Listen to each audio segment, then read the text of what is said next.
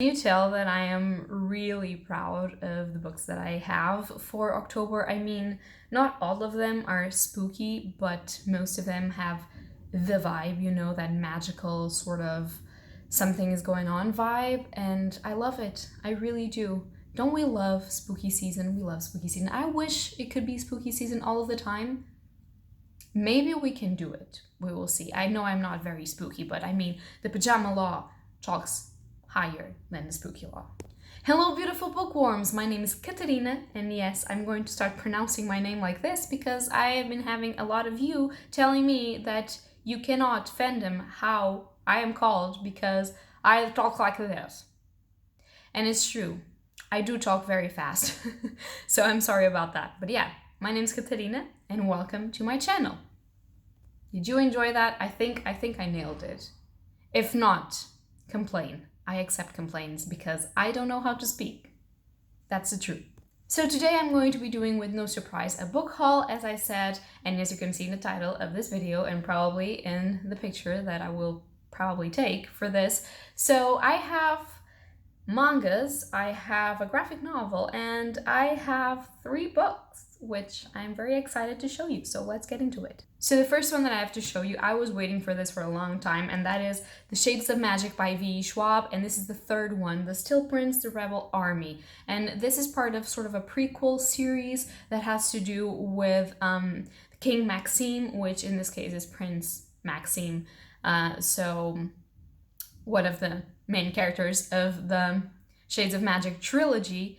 If you haven't read that, I don't want to spoil that. So maybe read that first because I don't know. I really don't know because I haven't read this, but I don't know. I was really waiting for this because I really love V. Schwab, as you probably know if you've been on this channel for a while. And I have the other 2, and I really wanted to read this because I already finished the Shades of Magic trilogy. I loved it, and I want to know more about that world.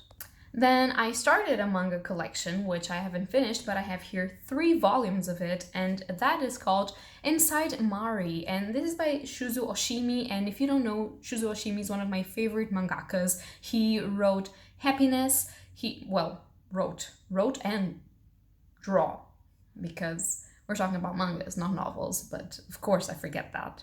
So as I was saying, he is the creator of Happiness, he is the creator of She No Can Say Her Name, and he is also the creator of Flowers of Evil, which is one of his most known works, which I haven't read yet, but I'm only missing 1 omnibus volume to actually start reading that and loving it. So, and I really adore, oh, and also the creator of Blood on the Tracks, which is slowly coming out and is his new series, and I read the 1st volume and wow. But talking about Inside Mari, I have 3 volumes. So we have volume 1, volume 2, and volume 3. And if you know me anything, you know that I hate pink. So when I saw this and I saw this, I was like, oh my god, this is going to be a piece of shit. But I don't think it will be, because this is his first series, I believe, one of the series that made him famous. And this is basically about this dude, and one day he wakes up in the body of a popular and well-composed high school girl, and he doesn't know how did this happen, where is his body, and if the girl that he's possessing his body or not, and if not, what happened to his body, and if yes, how can he find that girl and who he is and what is going on.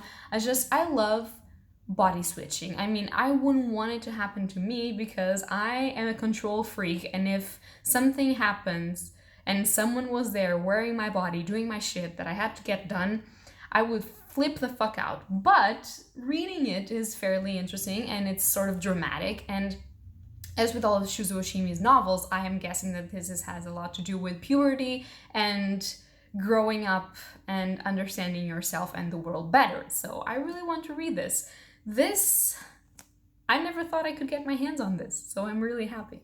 The next one, I haven't even taken of the plastic yet because I love this edition and I don't want to screw it up, and I think that this is going to be amazing. I actually think that I might have read this once.